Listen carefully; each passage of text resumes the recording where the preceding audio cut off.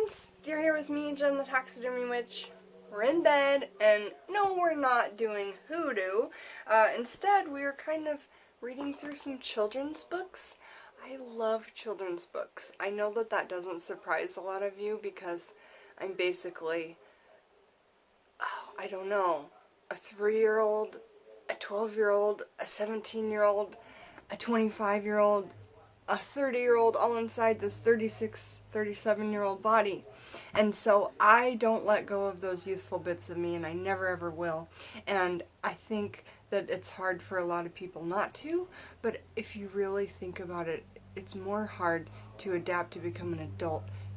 And so that was just a bunch of ramble about how I feel about youthfulness, but I feel like doing things as simple as trying to find morals out of children's books can sometimes be what your spirit guides are trying to tell you. Like, sometimes I will ask my guides, hey, I'm going to pick through all these children's books, and if you could please send me a message through one of them. And then I'll close my eyes. I'll say that before I'll close my eyes, and I'll pick one. You guys, that is a really cool way. I'm always trying to think of new ways of divination or talking to our guides, you know what I'm saying? I talked about this form in the last video when we read this book. If you didn't, The Schizophrenic Waif, if you didn't check that out, go watch it. But I talked about just happy little accidents like this. Like Espen, if you're watching this one on your channel, we were talking about the beauty of Bob Ross, and I was telling you how he's a big inspiration of mine, and him and Julia Child. You know, you just feel like you're their best friend, and you're sitting there with them, even though they're on a video camera, and they're not even, like, live, right? But you still feel like you're sitting there with your best friend.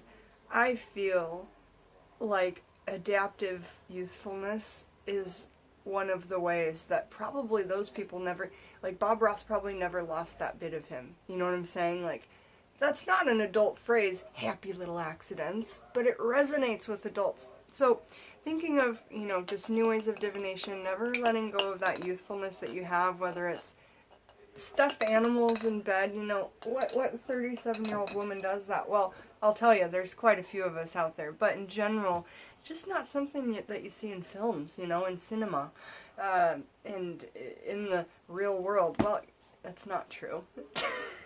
So, I'm so happy to have you guys in my weird little room, and the room does not mind that I call it that, so that is okay, but we all embrace and love each other, every single thing that I've got in here, even that Barbie that's up there that says, I love Texas.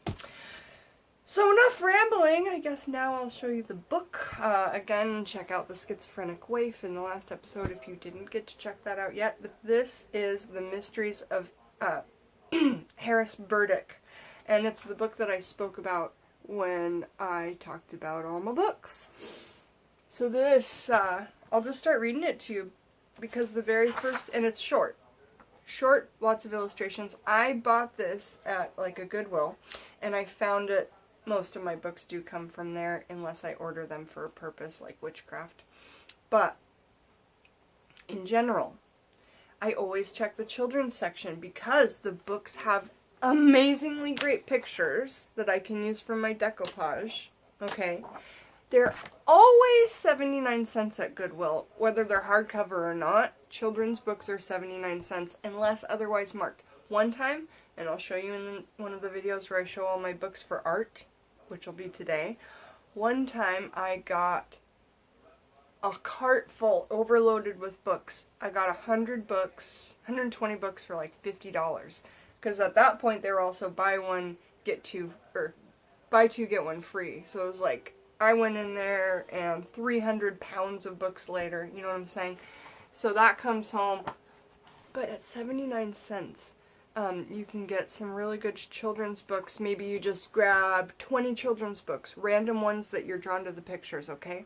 Then that's your form of divination. You set those children's books down in a pile. You do what I said. If you want to, if you feel it, ask your spirit guides. Say, spirit guides, please try and send me a message through the moral of these children's books. And just say it out loud, like they're listening. And when you say it out loud, it's a way of like confirming it to yourself as well.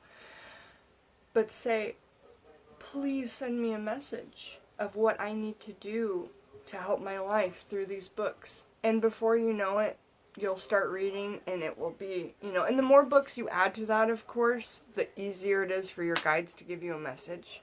But, if I didn't have the knowledge of my spirit guides in my life, I think that's why I felt so lost before. A lot of people look to God or look to many gods in eclectic witchcraft, right? But spirit guides are there with all of us, whether we believe in Catholicism and in Christianity. If you're Christian, they're called angels, right? With you all the time, watching over you, guiding you, giving you life lessons, giving you trials, giving you happiness. So every single day I say out loud, Spirit guides, thank you for today, thank you for yesterday, thank you for the day before. I am so grateful for everything I have in my life. Thank you for keeping me healthy.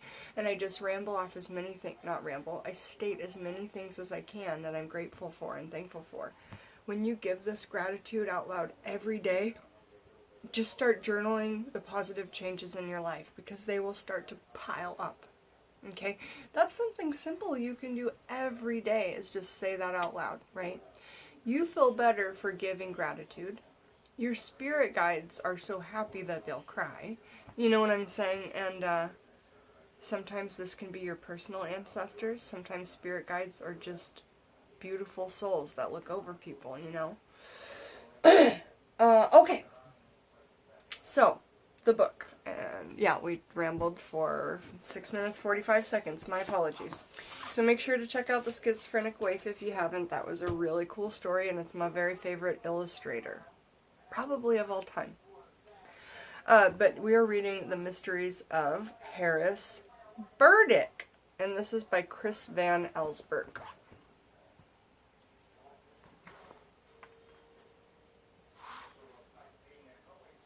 Spine.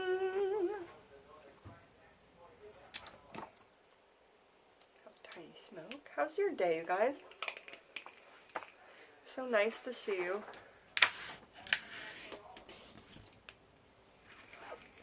So I got this book to cut up, but then when I read the story that I'm about to read you in the front, it's just one page of story, and then the rest is just pictures with a sentence, okay? Short book. This video is not going to be long at all.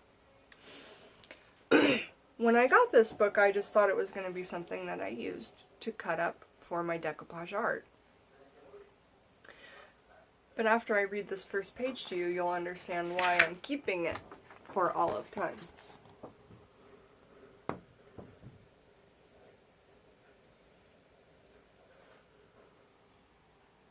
Okay?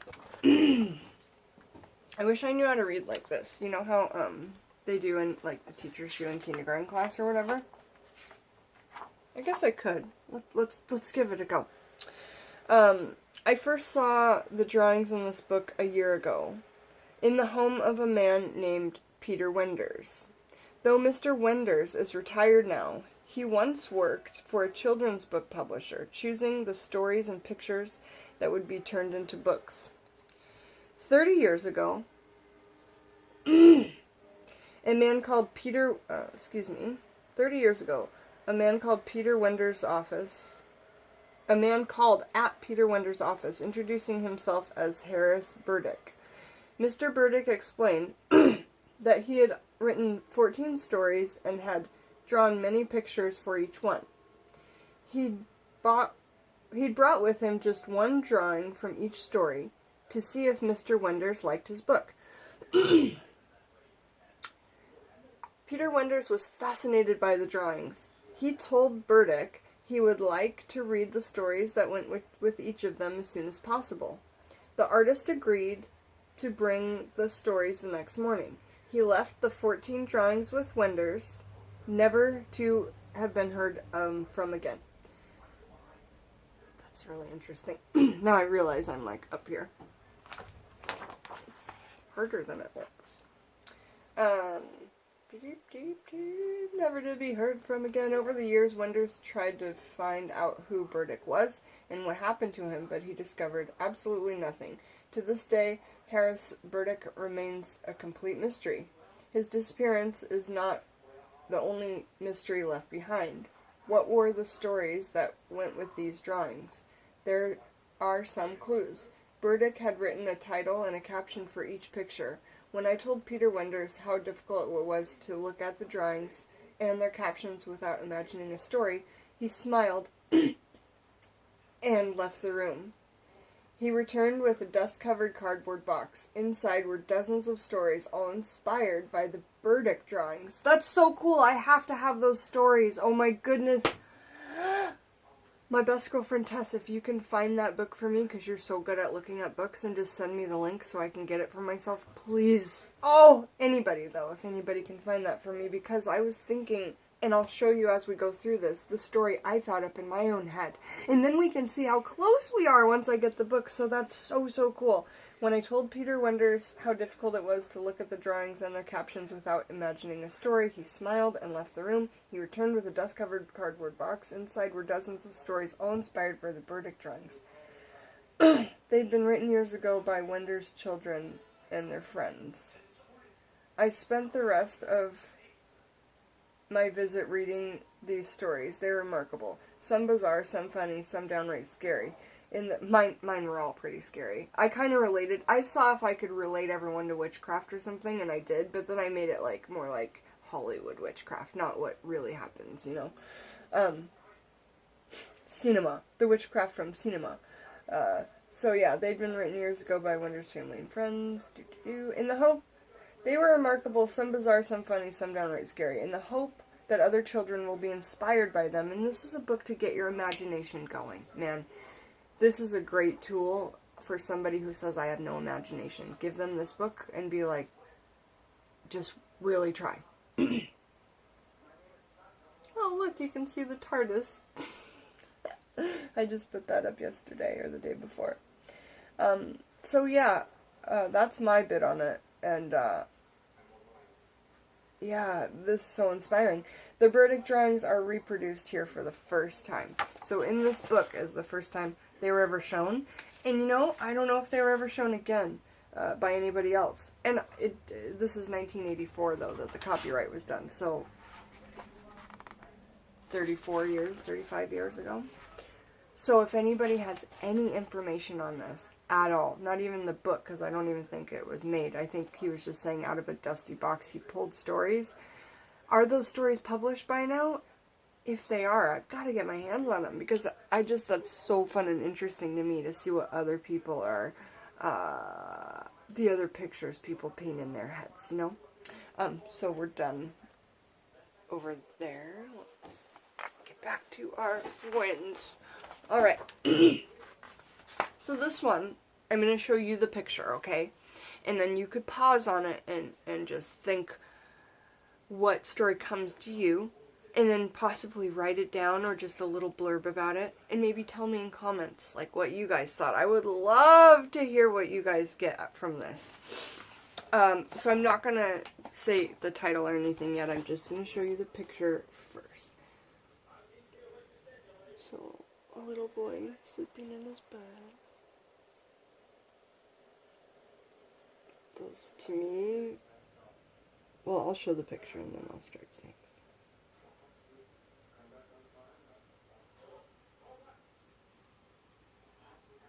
Got it, you guys? Okay. So I see orbs outside the window and inside the room. And it looks like they're coming from far off in the sky, in through his open window and coming down to him.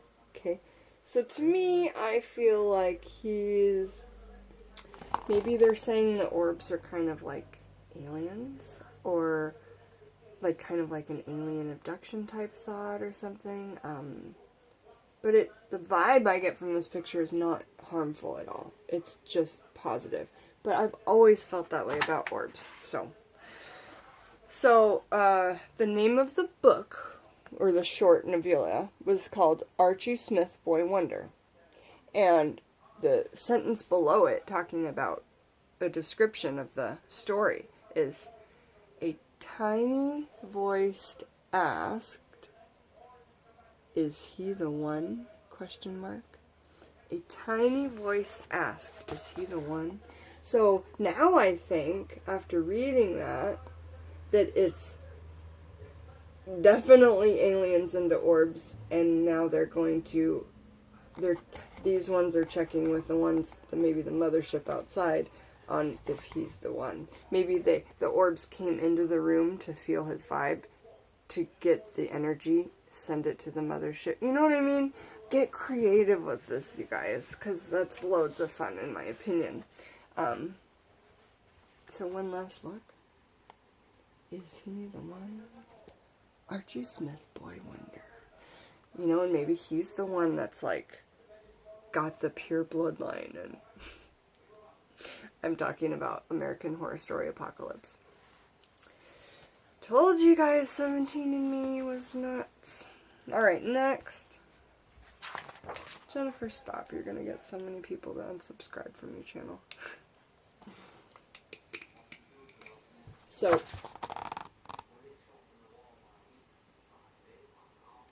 some older man, and this was the teaser one I showed you guys. I showed you two in the other video, with a chair. That shadow of the chair is pretty great back there. And it looks like he is about to smash some... Alex! And then on the floor, he's got this big thing, like, crawling toward him, right? And it's going to tip over the table. So go ahead and take a look and a focus at that and get what you get out of it. Sorry, I yelled because my husband came home and he was just yapping at me, and I told him I was making a video. Okay.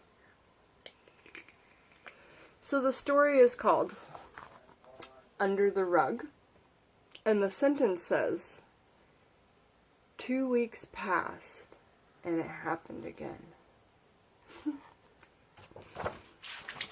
Okay. Next.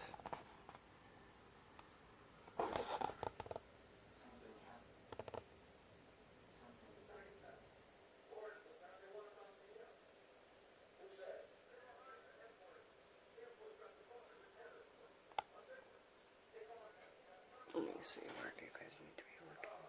Oh. I don't know. I guess take note that that's actually falling over and breaking down. And, oh, it looks like a big ship is crashing into a city. I see, it's a big cruise ship. Just crashing into buildings.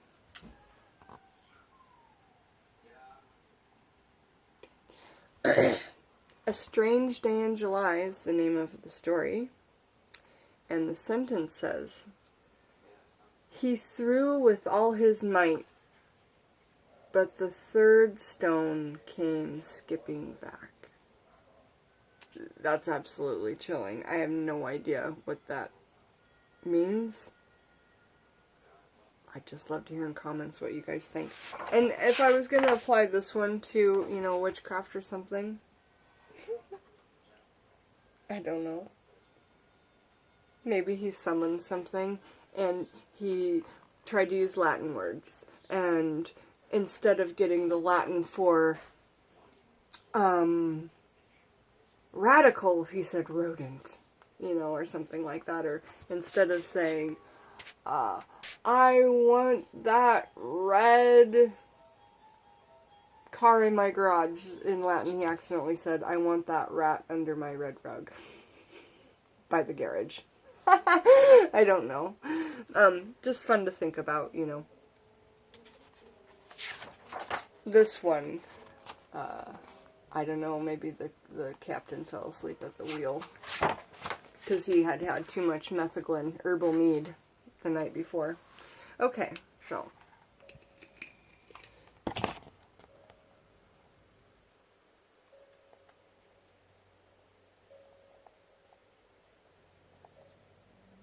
spooky. There's this kind of fog in the distance of the track. And it's what? A sailboat on a railroad track? Trippy. So, think of what you know, what does it mean to you, or what story comes to your mind?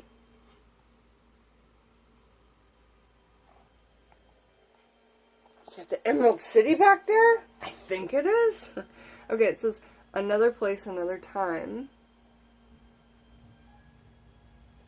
And the sentence is, if there was an answer, he'd find it there. So that makes me think that they're on a journey to maybe save the world because it's not working out anymore or something. And then, because it's like 3 children and a mom. And it's funny that it must be in the future because I've never heard of a wind-repelled rail system. Have you? I mean, I don't get out a lot. And most of the stuff I read's about witchcraft. But, ooh, this one. This one's good. It's a very darker one. So we'll get a big picture here and see the creepy thing is that little hobbit door is really small. And there's just like an ice skate up here, and this looks like an old basement. But there's a doorknob, which makes it creepy, because from afar it just looks like a hole in the wall.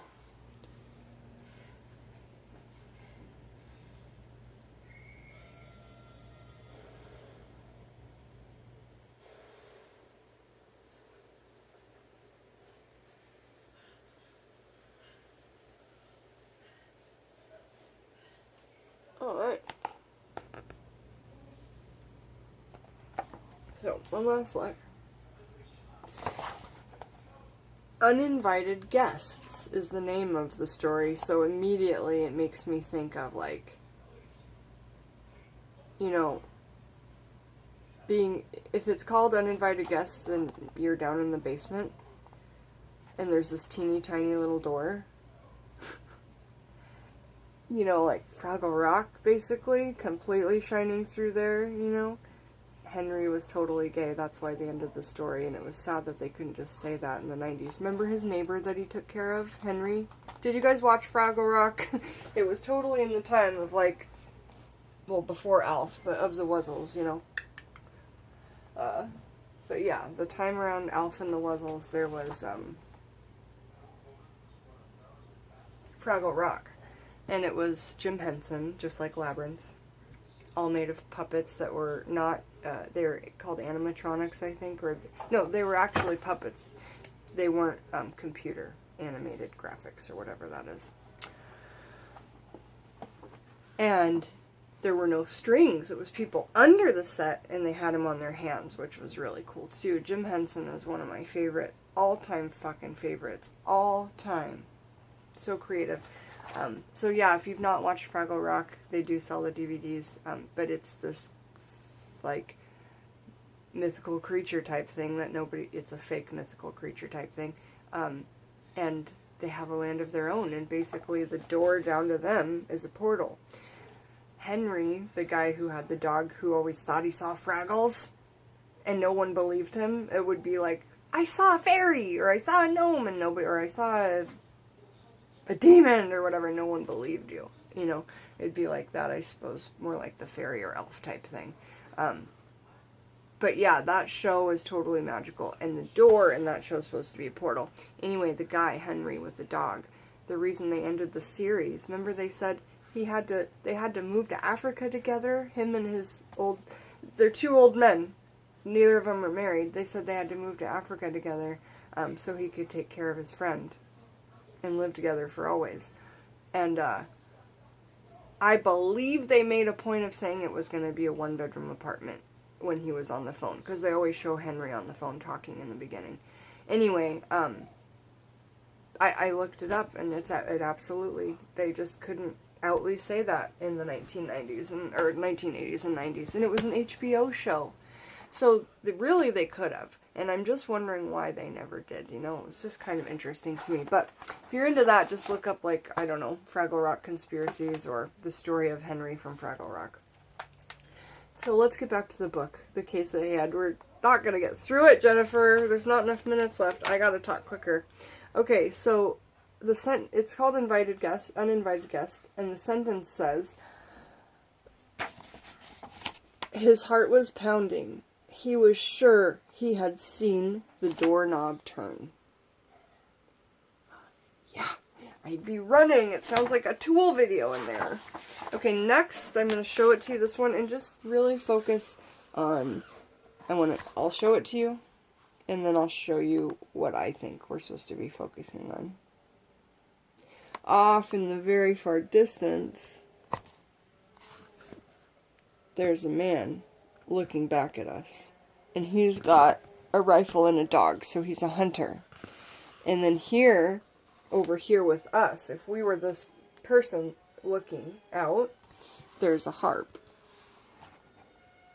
And it's a beautiful, serene, this would be the best place ever to practice witchcraft. Oh my goodness. It's called the harp. And it says, "So it's true," he thought.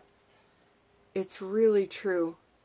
I think the hunter saw a fairy playing a harp in the woods or something. Like he saw some mythical creature or something great. And also, looks like there's some shapes that you could scry out in these bushes and stuff. So yeah, that one's really good. All of my book friends, probably most of the people watching this video, are going to love this picture.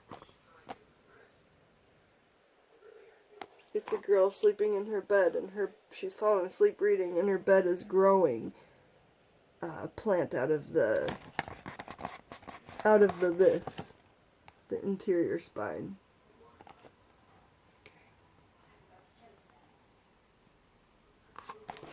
And it says, Mr. Linden's Library is the name of the story. And that makes me think that Mr. Linden might be like the guy from Neverending Story and be very, very magical. And when she falls asleep, he enchants her, or maybe becomes the plant and is able to be there with her in her bed when she falls asleep. I don't know, that's weird. It says, he had warned her about the book. Now it was too late. So now it's totally like reigning true, like Neverending Story. What's the little boy's name in that book? So cool. Oh, and this one I already showed. It's called The Seven Chairs. And it's two bishops, I think bishops, looking up at this nun in her habit, floating in this humongous cathedral. I love this picture. It's actually why I bought the book. I opened to this picture and I was like, I gotta have it for 79 cents. Oh, yeah. It's called The Seven Chairs. The fifth one ended up in France. Next, we've got the third floor. Oh, damn it, I'm sorry.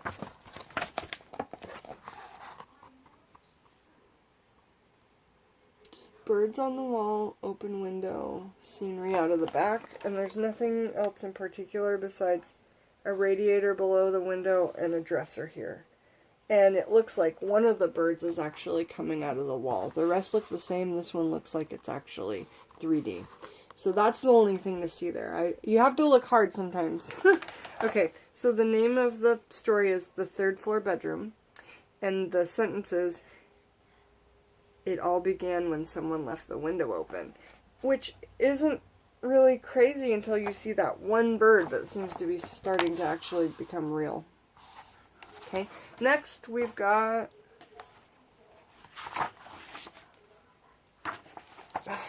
such a cool picture as well. So witchy, so magical. It's a pumpkin. And it's glowing. And I love that you can tell it's glowing bright even in this black and gray picture. I love black and white pictures so much. Here's your face.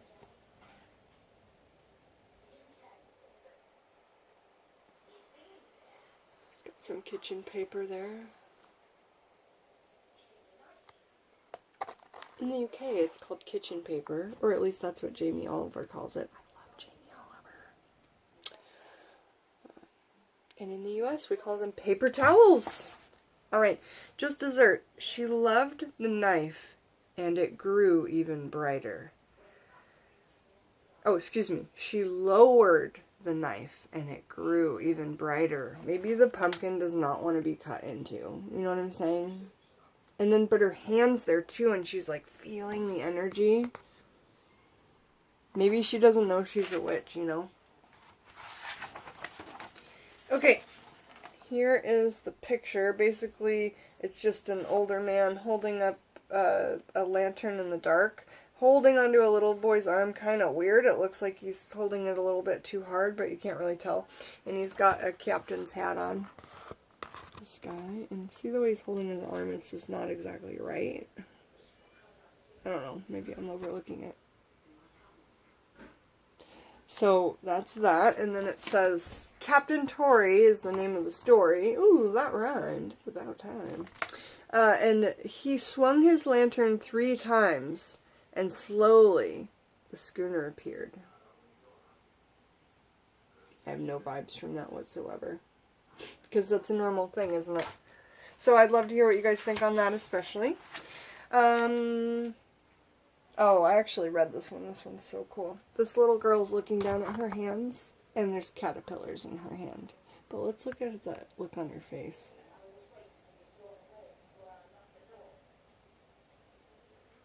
Okay.